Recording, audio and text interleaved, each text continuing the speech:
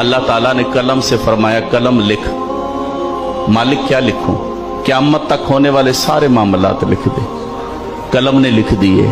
कहा कलम लिख। मालिक अब क्या लिखूं?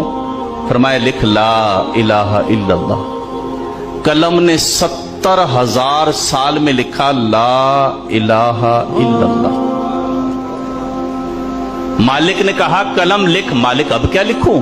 फरमाया लिख मोहम्मद रसूलुल्लाह।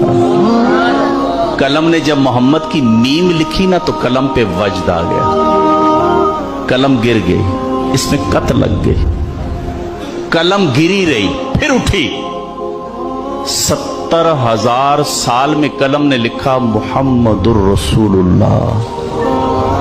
कलम जब लिख चुकी ना तो कहती मालिक तेरी करम नवाजी, तेरी मेहरबानी, तूने मुझे तौफीक दी है, मैंने तेरा जिक्र लिखा है, तेरा कलमा लिखा है। या अल्लाह एक सवाल है, क्या तेरी मखलूक में कोई इतनी उम्र का आदमी होगा? क्योंकि मुझे कलमा लिखने में 1,40,000 साल लगे। ए अल्लाह मैंने कलमा लिखा है 1,40,000 साल में। सवाल इतना सा है, क्या तेरी मखलूक में कोई इतनी उम्र का होगा जो जिंदगी में एक बार पढ़ ले?